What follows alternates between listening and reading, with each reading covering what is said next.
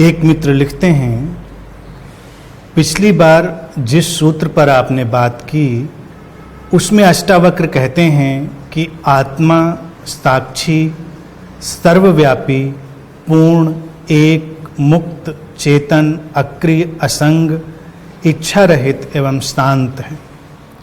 भ्रमवश ही ये सांसारिक प्रतीत होती है।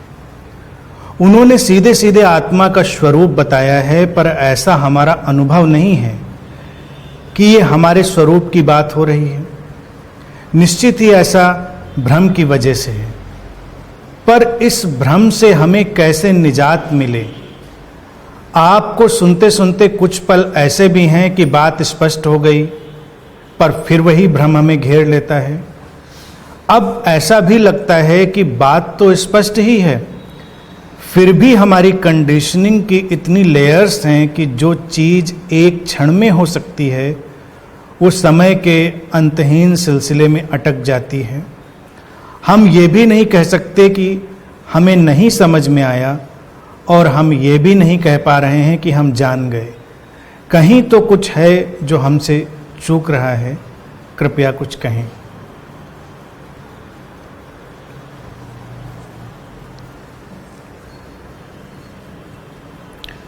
अष्टावक्र की देशना सीधी, सहज और इस क्षण में उतर जाने वाली है, और उसको समझने के लिए हमको भी सीधा, सहज होकर इस क्षण में उतरना होगा। कोई भी कठिन बात अष्टावक्र नहीं कह रहे हैं, लेकिन मनुष्य के मन की समस्या क्या हो गई है कि वो कठिनाई में रुचि लेने लगा है, कठिनाई में रस लेने लगा है। वो कहते हैं कि भ्रमवश ही सांसारिक प्रतीति होती है। अब ये सांसारिक शब्द जो है अध्यात्म में बहुत चलता है, अष्टावक्र ने उसका उपयोग किया है कुछ बताने के लिए, कुछ समझाने के लिए। अष्टावक्र का दर्शन और जैन दर्शन एक ही बात कह रहा है। जैन में कहते हैं कि संसार और अध्यात्म के बीच कोई फासला नहीं है, वो एक है। अब जैन दर्शन जब विकसित हुआ तो वो मनुष्य की चेतना के विकास क्रम में आगे की यात्रा थी। मनुष्य निरंतर विकसित हो रहा है। भाषा और शब्दों के उपयोग हमेशा विकसित होते चले जाएंगे, या उनमें नए नए अर्थ पड़ते चले जाएंगे। कुछ भी एक जैसा नहीं रहेगा। एक वक्त में, एक स्थान और समय में जिन शब्दों से जिन अर्थों का उपयोग किया जाता है, किसी भिन्न स्थान समय में उन्हीं शब्दों से कुछ और अर्थ निकलते हैं। हमको केवल इशारे समझने होंगे, उसका सार समझना होगा, उसके एसेंस में जाना होगा, बाकी बातों को छोड़ देना होगा। अब जब अष्टावक्र कहते हैं सांसारिक प्रतीत होता है, तो वो कहते हैं कि जब भी हम अपने स्वभाव से हटकर व्यवहार करते हैं या अपने स्रोत से टूटकर व्यवहार करते हैं, जब भी अपने सोर्स से डिस्कनेक्ट हो जाते हैं और हम व्यवहार करते हैं, तो वही संसार जैसा हमको लगता है। संसार कहीं अलग नहीं है, वही संसार है। ऐसा नहीं कि संसार कहीं अलग से आता है, सब कुछ वहीं पर वैसे का वैसा ही है। जब अष्टावक्र की देशना को सुनते हुए जनक में जागृति घटी तो सब कुछ वैसा ही था, कुछ बदला नहीं था। एक व्यक्ति के अंदर भी जब जागृति घटती है, बोध घटता है, तो कुछ भी नहीं बदलता, सब कुछ वैसे का वैसा ही रहता है। उसका जीवन, उसकी परिस्थितियां, सब वैसे का वैसा रहता है। लेकिन जो घटना घटती है वो ये है कि स्रोत से वो जुड़ा है, इसका उसको बोध हो जाता है। स्रोत से जुड़ना नहीं है किसी को, सब जुड़े जुड़ाए हैं। इसीलिए अष्टावक्र कह रहे हैं कि भ्रमवश अगर तुमको जोड़ना होता तो बड़ा सरल था, फिर तो उपाय होते, तरीके होते, विधियां होती कि अच्छा ऐसे ऐसे चलोगे तो ऐसे ऐसे जुड़ जाओगे। अष्टावक्र कोई विधि नहीं दे रहे हैं, वो विधि देंगे भी नहीं, क्योंकि विधियां भी एक भ्रम है। वो तुमको ये बताने के लिए हैं कि कुछ मिसिंग है जो तुमको पैदा करना है। अब जब विधियां भी किसी गुरु के माध्यम से दी जाती हैं तो उनका उद्देश्य केवल एक अलाइनमेंट होता है, उस भ्रम को हटाने की एक डिवाइस, एक तरीका। जैसे आत्मा के स्वरूप की बात अष्टावक्र ने की कि वो साक्षी, मुक्त, एक हमेशा वैसी ही है, तो सभी के अंदर वही है, सभी के अंदर वही है, कोई फर्क नहीं है। हम फर्क करते हैं क्योंकि अंतर करने की हमारी आदत हो गई है एक। मनुष्य को इसी को समझने की कोशिश करनी है। इवोल्यूशन की जो प्रोसेस हुई, हमारे विकास की जो यात्रा हुई, उसने कदम दर कदम हमारे अंदर कंडीशनिंग का एक अलग खाका तैयार किया। अब जब हम विकास की एक अवस्था को पार करके आगे चले जाएं, तो उचित तो यही होता है कि उस कंडीशनिंग को छोड़ दिया जाए। अब कंडीशनिंग एक ऐसी इल्यूजरी चीज है कि उसकी एक खास वक्त पर उपयोगिता भी होती है और खास वक्त पर उसकी व्यर्थता भी हो जाती है। हमको लेकिन ये बताने वाला कोई नहीं होता कि कब वो व्यर्थ हो गई। तो हम अपनी कंडीशनिंग को अपने अंतर्मन में, अपने अवचेतन में ढोए चले जाते हैं। मनुष्य जब विकसित हो रहा था तब उसको अपने को अलग समझने की कोशिश करनी थी। अपनी सुरक्षा के लिए उसको समूह भी बनाने थे। उसको पूरे जगत में, प्रकृति में जो भी फैलाव था उससे एक समूह बनाकर अलग होना था। ये उसके विकास के लिए निश्चित ही उपयोगी था। अगर वो ऐसा ना कर पाता तो विकसित नहीं होता। हर पशु पक्षी, कीट पतंग, हर कुछ जो कुछ भी यहाँ पर है वो अपने को एक समूह में बांटता है, अलग करता है और फिर बाकी जगत के परिप्रेक्ष्य में विकसित होता है। ये एक सामान्य नियम है। अब ये जो अलगाव है ये केवल उपयोगी है, काम चलाऊ है। लेकिन अगर इस अलगाव को हम वास्तविक मान लें तो समस्या घटने लगती है। अब जैसे कि हम परिवार भी बनाते हैं तो परिवार भी एक समाज की उपयोगी इकाई है, केवल एक फंक्शनल यूनिट है कि ऐसे अगर हम परिवार को हटा दें, सबको स्वतंत्र छोड़ दें, तो थ्योरेटिकली, हाइपोथेटिकली और फिलोसॉफिकली ये बात बड़ी हमको ऊंचे दर्जे की जान पड़ सकती है कि उसकी कोई ज़रूरत नहीं, प्रेम पर्याप्त है। लेकिन फिर आप फंक्शन नहीं कर पाएंगे क्योंकि आपको कोई दिशा नहीं मिलेगी। हम सब बिखरे हुए, भटके हुए चलते चले जाएंगे। परिवार की यूनिट भी बनती है तो उसमें एक एज्यूम्ड अलगाव होता है कि ये परिवार दूसरे परिवार से अलग है, इसमें रहने वाले लोग भिन्न हैं और फिर वो अपने अपने ढंग से अपने उस विकास की यात्रा में आगे जाते हैं, एक दूसरे को सहयोग करते हैं। समझदार व्यक्ति जो होगा वो बस इतना जानेगा कि ये केवल फंक्शनल यूटिलिटी है, इसकी कोई वास्तविक सत्ता नहीं है कि सचमुच में लोग अलग हैं, ऐसा नहीं है। जैसे जब परिवार की यूनिट देखिए बहुत हमारी कंडीशनिंग में बैठ जाती है तो लोगों के अंदर क्या भाव बैठता है कि ये लोग अपने हैं और जो इसके बाहर पड़ते हैं वो अपने नहीं हैं। जबकि समाज में कई बार हम देखते हैं कि जो बाहर पड़ रहे हैं वो भी आपके परिवार से भी ज़्यादा अपने होते हैं। हम तो एक चेतना की तरह संबंधित हैं। यहाँ पर रिश्तों की गहराइयाँ अलग अलग तरह से प्रकट होती हैं जिसका कोई निश्चित मापदंड नहीं हो सकता या उसकी कोई निश्चित यूनिट नहीं हो सकती।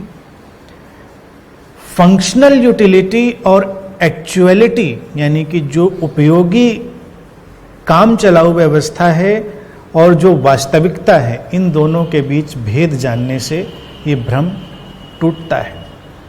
अगर हम ये देख पाएं कि हाँ, मेरे अंदर वो शाश्वत मुक्त चेतना विद्यमान है, रहा सवाल साक्षी और बंधन मुक्त होने का, तो वो हम हमेशा से हैं। ऐसा नहीं है कि वो एक दिन हम होंगे, एक दिन हमको एहसास होगा कि अरे ये तो हमेशा से था, हमने इसको नहीं देखा। और यकीन मानिए, व्यक्ति कितना भी बेहोशी में जी रहा हो, उसके अंदर साक्षी का वो जो थोड़ा सा भी रोशन कोना है, एक अंतर संबंधित भाव है, वो सब हमेशा विद्यमान रहता है। कितना भी धूमिल हो गया हो, लेकिन वो विद्यमान होता है। इसीलिए हर व्यक्ति अपने को किसी न किसी रूप में मुक्त मानता है। किसी को बंधन में डालने के लिए उसको बहुत समझाना पड़ता है, चाहे वो बंधन किसी सामाजिक कृत्य के हों या कर्म के हों। अब देखो, कोई व्यक्ति जा रहा है, उससे कोई ऐसा कर्म हो जाए, वो हत्या तक का कर्म हो सकता है कि तुम्हारे माध्यम से कोई हत्या हो जाए और तुम एज्यूम करो कि ऐसी जगह पर तुम थे जहां पर तुम्हें कोई देखने वाला नहीं था, बस परिस्थिति ऐसी बनी कि तुम्हारे माध्यम से एक हत्या हो गई। तुम वापस घर लौट आते हो। तुम अगर थोड़े भी संतुलित व्यक्ति हुए तो प्रारंभिक धक्के के बाद उससे मुक्त हो जाते हो। कोई जल्दी हो जाता है, कोई 2-3 दिन में, हफ्ते भर में, कोई महीने भर में मुक्त हो जाता है। और फिर तुम अपना सामान्य जीवन जीने लगते हो और अपने ऊपर हत्यारे का बोझ नहीं लेते कि तुम मर्डरर हो, बोझ नहीं लेते। अब इसके दूसरे अगर दृश्य की हम कल्पना करें कि तुम्हें देख लिया गया हो, तो तुम्हारे ऊपर आरोप लगेगा, तुम सामाजिक मानों के अनुसार दंडित किए जाओगे और तब तुम्हारे ऊपर मर्डरर का एक टैग आ जाएगा।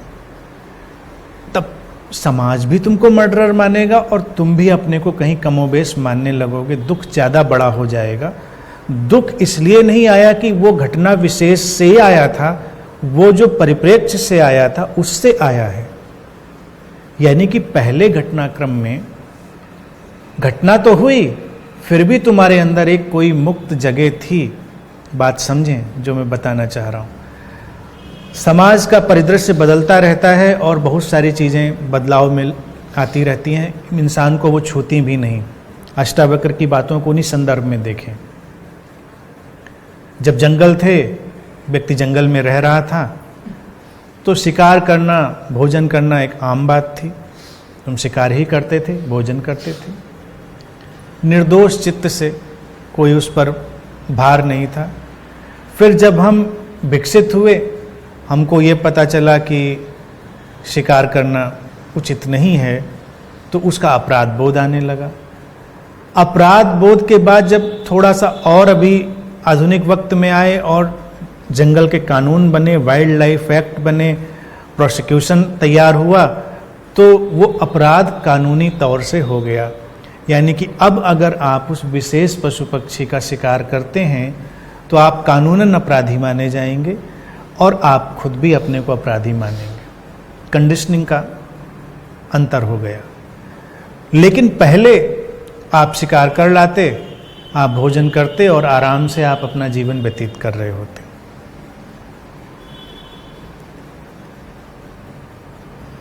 कहने का आशय ये है कि तुम्हारे कृत्यों और व्यवस्थाओं में बंधन नहीं है, वो केवल बदलती हुई परिस्थितियों और कंडीशनिंग से आ रहे हैं। व्यक्ति के अंदर वो मुक्त स्वभाव हमेशा से। अब आत्मिक रूप से अगर देखा जाए,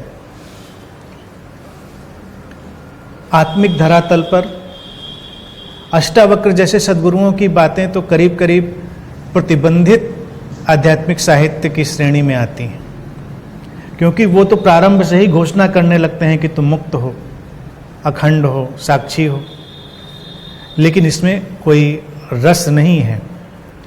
आमतौर से जो धार्मिक साहित्य प्रचलित है, मुख्य धारा में है, वो पहले तो तुमको अपराध बोध में डालता है, पहले तो काल्पनिक बंधन तुम्हारे ऊपर आरोपित करता है, फिर उन्हीं बंधनों से मुक्ति का रास्ता दिखाता है।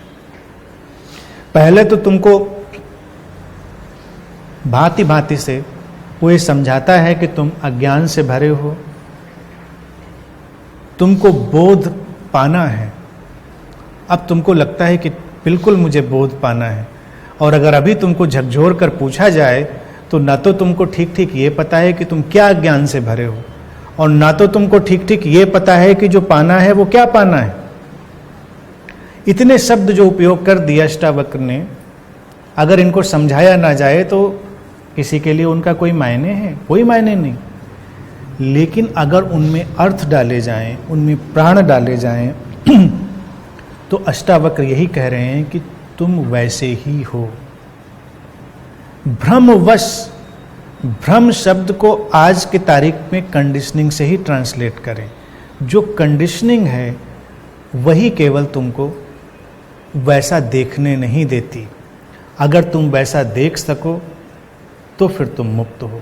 और इसमें मज़ेदार बात क्या है कि जब तुम वैसा अपने लिए देखोगे तो वैसा तुम सभी के लिए देखोगे। वो प्रैक्टिस नहीं होगी, कोई मानसिक अभ्यास नहीं होगा कि तुम अपने में परमात्मा देख रहे हो, सभी में परमात्मा देख रहे हो। वो तो एक और एक्सरसाइज हो गई। यानी कि देखने का मतलब भी यह है कि कुछ नहीं है और तुम देखने की कोशिश कर रहे हो। अष्टावक्र कहते तुम तो ऐसे ही हो, लाना नहीं उस चीज को है। और फिर तुम्हारे अंदर है तो सबके अंदर है। तब जाएगा क्या? व्यक्ति के अंदर से निंदा जाएगी, तुलना जाएगी, उसका अपना जो अहंकार है वो जाएगा, अपराध बोध जाएगा। वो एक निर्दोष चित्त दशा में पहुंचेगा। जिस आत्मिक स्वरूप की बात अष्टावक्र कह रहे हैं, जैसे ही तुम इस बात को स्वीकार करोगे, तुम्हारे अंदर वही सब कुछ आएगा और फिर निंदा हटेगी। तुम अगर आध्यात्मिक लोगों को देखो तो उनके अंदर कितनी भयानक निंदा है। कभी आमना सामना हो जाए तो तुम हैरान रह जाओगे, अहंकार कितना है, निंदा कितनी है। उनको लगता है जैसे वो कुछ विशेष हो गए हैं और बाकी सारे लोग ऐसे ही हैं। इस देशना के संदर्भ में अगर देखेंगे, सब वैसे ही हैं। तुम्हारे ऊपर संयोग घटा, इसको ग्रेस कहते हैं कि तुमको उसका बोध हो गया। इसको एक सामान्य उदाहरण से समझें तो बिल्कुल स्पष्ट होगा कि यहाँ पर इतने लोग हैं, सारे लोग अभी सो जाएं। अब सबकी अपनी जेनेटिक, फिजियोलॉजिकल, साइकोलॉजिकल स्ट्रक्चर और कंडीशनिंग की वजह से नींद का गुणधर्म सबका अलग अलग होगा, सोने की ड्यूरेशन सबकी अलग अलग होगी, सोने की जो गहराई है वो सबकी अलग अलग होगी। लोग सब ऐसे ही हैं सामान्य। अब अपनी बॉडी माइंड, शरीर मन की अवस्था और उसकी जो आंतरिक व्यवस्था है, उसके चलते हुए कोई व्यक्ति किसी समय जाग जाएगा। इसको ही कहते हैं ग्रेस, प्रसाद। यानी कि जिसको हम अवेकनिंग कहते हैं अध्यात्म के जगत में, जागृति कहते हैं, बोध कहते हैं, वो ग्रेस से घटता है।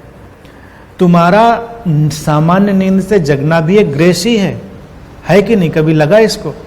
क्योंकि तुम रोज जगते हो तो तुमको लगता है कि मैं जगता हूं, लेकिन कभी सोच कर देखें कि तुम नहीं जगते हो, जागरण घटता है। कोई भी व्यक्ति ये दावा नहीं कर सकता कि मैं उठूंगा, जगूंगा ऐसे। तुम कहोगे कि मैं अलार्म लगा के जग जाऊंगा। बेशक तुम अलार्म लगाओगे, लेकिन वो भी एक बाहरी व्यवस्था है, स्टिमुलस है बाहर का, जिसको भी बदला जा सकता है और उसके पीछे भी बहुत सारी और चीज़ें देखी जा सकती हैं। लेकिन मौलिक रूप से वो एक ग्रेस है, एग्जिस्टेंशियल, और उस एग्जिस्टेंशियल अस्तित्वगत ग्रेस में तुम्हारे शरीर मन की अपनी पहले से निर्मित कंडीशनिंग है कि तुम कब और कैसे जागोगे। अब तुम जाग गए और इतने लोग सोए पड़े हैं, तो तुम्हारे अंदर पहला भाव क्या होगा? तुम्हारे अंदर सामान्य भाव होगा। तुम ऐसा यूरेका वाला भाव नहीं करोगे।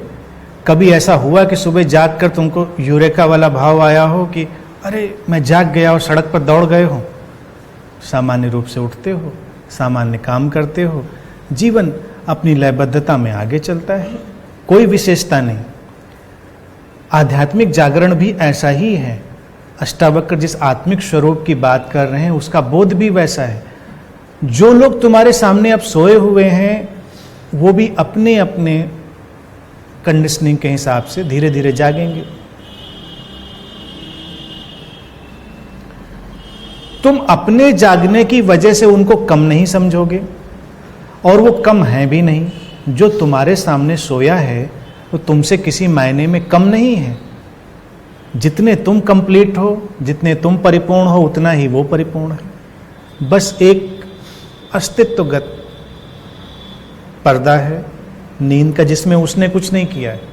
नींद आती है, नींद भी तुम्हारे ऊपर उतरती है। ऐसे ही जिस भ्रम में घिरने की बात अष्टावक्र कह रहे हैं वो भी घिरता है। चेतना के सोर्स तक, स्रोत तक लौटने की प्रक्रिया में वो भी जरूरी है। जैसे तुम्हारे जीवित बने रहने के लिए रोज नींद का घिर जाना जरूरी है। नींद घिरने लगे, तुम लाख कोशिश करो तुम सो जाओगे, तुम यहीं बैठे बैठे सो जाओगे। ध्यान शिविर में आकर कितने लोग नहीं सो जाते? तुम आते तो यहाँ बिल्कुल जागे रहने के लिए हो, लेकिन जब नींद पकड़ती है, हावी होती, तुम कुछ नहीं कर पाते। सड़क के किनारे सो जाओगे, चलती गाड़ी में सो जाओगे, तुम कहीं भी सो सकते हो नींद अगर तुम्हारे ऊपर हावी हो जाए। लेकिन तुम नींद को लाने वाले नहीं हो। आज तक दुनिया में ऐसा कोई व्यक्ति नहीं हुआ जो नींद को लाया हो। तुम कहोगे मैं नींद की गोली खा लूंगा तो नींद आ जाएगी, तब भी नींद अपने ही ढंग से आती है। तो जिसको अष्टावक्र भ्रम कह रहे हैं उसी को कुछ जगह अज्ञान कहते हैं, कुछ जगह उसको कंडीशनिंग कहते हैं। वो बड़ी सामान्य सी बात है। घिरा है वो नींद का, अज्ञान का, भ्रम का पर्दा। इस समय जरूरी होगा उस शरीर मन की संरचना के लिए, उस बॉडी माइंड के लिए उसकी नीड होगी। तो तुम्हारे अंदर जागरण घटा, तुमने अपने को जागा हुआ परिपूर्ण जाना, प्रसन्न रहो, अपना काम करो। अब आध्यात्मिक लोगों को एक क्या परेशानी होती है? एक मनोरोग। अगर यही लोग जो सोए हुए थे अभी हाल में एक जागे, तो आध्यात्मिक लोगों के अक्सर वचन ऐसे सुनोगे कि मैं तुम्हें जगाने आया हूं। अरे भाई तुम क्यों जगाने आए हो किसी को? सब जागेंगे, तुम जागे ना, तुमको कोई जगाने आया। लेकिन आम व्यक्ति को भी ये मनोरोग पकड़ता है। जब वो खुद जाग जाता है तो दूसरों को जगाने की कोशिश करता है। उसको लगता है अब दूसरे कैसे सोए रहे हैं। तो उसको हम सामान्य जीवन में कहते हैं उपद्रव, कि आप दूसरों के जीवन में उपद्रव पैदा कर रहे हैं। और अध्यात्म में भी वो होता है एक तरह का उपद्रव। तमाम गुरुओं ने, आध्यात्मिक लोगों ने ये उपद्रव पैदा कर दिया और लोग विचलित हो गए। उनको लगा कि जागना है, जागना है, अब करें क्या वो? उनको तो अगर वो भ्रम का पर्दा पकड़ा है, नींद घिरी है, तो वो घिरेगी, जागेंगे, वो अपने ढंग से जागेंगे। अब इसके पीछे एक और वैज्ञानिक चीज अगर समझें तो वो बड़ी मजेदार है। लेकिन ये मुगालता कभी ना रखें कि तुम्हें जगाना है किसी को। लेकिन एक वैज्ञानिक चीज है, जैसे नींद संक्रामक है, सत्संग और किसी भी जागृत व्यक्ति के पास होने का क्या लाभ है वो इसमें समझे। अभी किसी को जमाई आने लगे तो तुम देखो कि दूसरे को भी पकड़ती है। सभी लोग जानते हैं जमाई संक्रामक है। अभी 2 लोग यहाँ सोए, 2 और तैयार हो जाएंगे सोने के लिए। इसके उलट जागरण भी संक्रामक है। अगर एक व्यक्ति एकदम से जागे तो जो अभी सोए हैं उनके जागने की संभावना सक्रिय होने लगती है। कभी प्रयोग करके देख लें। तुम्हारे घर में कुछ लोग सोए हों और तुम जागो और तुम पूरी तरह जाग जाओ, तुम देखोगे कि हलचल शुरू हो गई, जागरण की एक लहर दौड़ गई। तो वो भी संक्रामक है। अब एक गुरु क्या करता है, वो बस जाग गया है और शांत है। उसके होने के माध्यम से, उसकी प्रेजेंस से वो जागरण की लहर धीरे धीरे दौड़ती है, सभी में दौड़ती है। आप देखें पूरी प्रकृति में दौड़ती है। सुबह जब होती है तो केवल इंसानों की सुबह नहीं होती, पशु पक्षी पेड़ पौधे सबकी सुबह हो जाती। सब में एक जागरण की लहर है, एक उत्साह है, एक पुलक है, कहीं कुछ कम नहीं है। तुम्हारी पुलक और एक बाहर साख पर उछलती एक चिड़िया की पुलक में, एक जो कीड़ा जागा है अभी उसकी पुलक में कोई अंतर नहीं है। वही चेतना का एक प्रवाह है। पेड़ पौधे जो एकदम से जीवंत हो गए हैं, उनकी पत्तियां खुल गई हैं, उनकी जीवंतता में और तुम्हारी जीवंतता में कोई अंतर नहीं। वो एक ही चेतना का फैलाव, एक ही चेतना का प्रवाह। तो करना कुछ नहीं है इसमें। प्रश्न में जो पूछा है, कभी कभी यहाँ आते हैं और एकदम से वो चीज़ पकड़ जाती है, वो संक्रामक। कभी कभी तुम्हें इधर की जो जागृति है उसकी संक्रामकता पकड़ जाती है और तुम्हें लगता है कि हाँ बिल्कुल ऐसा ही है। लेकिन फिर तुम जब उस क्रिटिकल मास ऑफ इग्नोरेंस में जाते हो, क्रिटिकल मास ऑफ इग्नोरेंस समझे, जिस संसार में हम मूव करते हैं उसमें उस नींद की, उस अनकॉन्शियसनेस की एक मात्रा है। There are always degrees. तो उनके माध्यम से हमारे ऊपर इम्पैक्ट आते हैं, वो कंडीशनिंग है। अगर हम ज़्यादा सोए हुए लोगों के बीच रहें तो हम सोने वाले बन जाएंगे। कभी रहकर देख लें 4 आलसी लोगों के साथ जो बिल्कुल आलस्य में पड़े हैं और आप बड़े एक्टिव व्यक्ति हैं, आप 1-2 दिन एक्टिव रहेंगे, 3 दिन रहेंगे, हफ्ते भर में आप भी आलसी हो जाएंगे। आपको भी लगेगा सुबह उठने क्या करना है। अब सारे लोग तो 10 बजे उठ रहे हैं, तो तुम पहले 8 बजे उठोगे, फिर 9 बजे, 10 बजे, तुम उन्हीं के रंग में ढलने लगोगे, क्योंकि उनके क्रिटिकल मास ने, उनकी जो मात्रा है, जो शटल प्रेशर है तरंगों का, उसने तुमको प्रभावित कर दिया। ऐसे ही जागरण की क्रिटिकल मास है, उसकी एक निश्चित मात्रा है। तुम जब उसके संपर्क में हो तो वो तुमको प्रभावित कर देती है। एक बार महेश योगी ने एक स्टेटमेंट दिया था, तो उनका इसी अनुभव पर उतरा हुआ स्टेटमेंट था और मैं समझता हूँ महत्वपूर्ण था। उन्होंने कहा कि अगर एक शहर में 10 लोग भी गहरे ध्यान में उतर जाएं, अब उनको भी ये बात तो पता होगी, पूरे विश्व भर में उन्होंने ध्यान का आंदोलन चलाया, लेकिन उनको ये बात पता होगी कि गहरे ध्यान में उतरना मुश्किल है। ध्यान के मनोरंजन में जाना तो आसान है, यानी कि भीड़ तो मनोरंजन में है, एंटरटेनमेंट में। गहरे अपने स्वभाव तक, अपने सोर्स तक। तो महेश योगी ने कहा अगर 10 लोग एक शहर में उतरे तो पूरा शहर बदल सकता है। शहर की व्यवस्था, वहाँ की शांति सब बदल सकती है, क्योंकि वो इंटरकनेक्टेड, अंतर संबंधित है। हम ऐसे ही जगत में हैं। जनक के अंदर जो घट रहा है, अष्टावक्र के सूत्रों में सुने, वो उनकी प्रेजेंस में, अष्टावक्र की प्रेजेंस में, वो बस पंखुड़ियाँ खुल रही हैं। जैसे एक कली शाख पर होती है और सूरज की किरणें उस पर पड़ती हैं और वो बस धीरे धीरे खुलने लगती है। सूरज की किरणों का स्पर्श और खिलावट पैदा हो जाती है। ये जो किरणें हैं, ये कहाँ किस मात्रा में फैली हुई हैं, इस पर बड़ा अंतर पड़ता है। और भारत में इस पर भी बड़ा प्रयोग किया गया, इसीलिए हर जगह को हमने महत्वपूर्ण जरूर माना, लेकिन ये भी जाना कि कुछ जगहों पर वैसी तरंगें, वैसी ऊर्जाएं ज़्यादा हैं जो तुम्हें खास तरह से प्रभावित करती हैं। कुछ जगह की ऊर्जाएं तुम्हें जागरण में ले जाती हैं, कुछ जगह की निद्रा में ले जाती हैं। तो हमने उन जगहों को तीर्थ कहा, उन जगहों को बुद्धा फील्ड्स कहा, बुद्ध क्षेत्र कहा, जहाँ पर ऊर्जा इतनी कंडेंस है कि तुम पहुँचते हो और बस तुम्हारे अंदर तुम्हारी परतें खुलने लगती। तो इतना ही है, बाकी सहज रहें, अपने को इतना कंडीशनिंग के बोझ से ढका हुआ मत माने। अष्टावक्र भी केवल मानने के लिए ही कह रहे हैं कि एक बार समझो, मानो बात को, और हम देखते हैं कि व्यक्ति मानने के लिए तैयार नहीं। अगर किसी से कहा जाए कि तुम भी वैसे ही हो, तो व्यक्ति कहेगा नहीं नहीं, हम कहाँ, हम बिल्कुल नहीं वैसे। तो इसीलिए डिमार्केशन है। हमको लगता है कहीं बुद्ध हैं, कहीं जागे हुए लोग हैं और कहीं सामान्य से लोग हैं। और आध्यात्मिक लोगों ने भी ऐसा इल्यूजन दिया है कि जैसे कहीं कोई बड़ा स्पेशल है और बाकी सब नॉन स्पेशल है।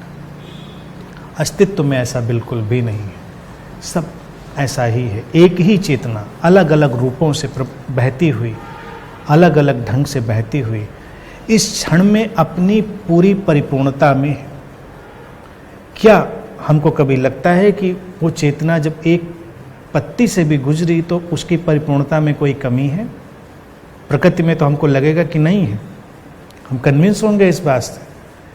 लेकिन आप इस बात को ऐसे भी देखिए, जब वो किसी इंसान के अंदर से गुजर रही है तो उस क्षण वो भी एक परिपूर्णता में है, उसकी अपनी एक टोटलिटी है। तुमको वो व्यक्ति इस समय अज्ञानी जान पड़ता हो, तुमको वो व्यक्ति इस समय मूर्ख जान पड़ता हो, वो व्यक्ति तुमको इस समय वायलेंट जान पड़ता हो, कैसा भी जान पड़ता हो, लेकिन इस टोटलिटी में इस क्षण वो जो परिपूर्णता है वो उसी ढंग से प्रकट हो रही है। और ऐसा क्यों है? वो एक रहस्य है जिसे मनुष्य अपनी सीमित बुद्धि से कभी समझ नहीं सकता। इसीलिए पहला काम ये करें, इस प्रश्न को समझने के लिए अपने अंदर से हर किस्म की निंदा हटा लें, हर किस्म की तुलना हटा लें और इस क्षण की पूरी स्वीकार की भाव दशा में जिए। जो जैसा है, जहां भी है, उसको वैसे का वैसा ही पूरा का पूरा स्वीकार करें, अपने आप को भी पूरा का पूरा स्वीकार करें। जब इतना कर पाएंगे तो वो बोझ हमारे अंदर से हट जाएगा। और वास्तविकता यही है, इस क्षण जहां जैसे भी वो चेतना अभिव्यक्त हो रही है वो परिपूर्ण है, टोटल है। So don't analyse, don't compare, remain non-judgmental, choiceless and conscious. That is the key.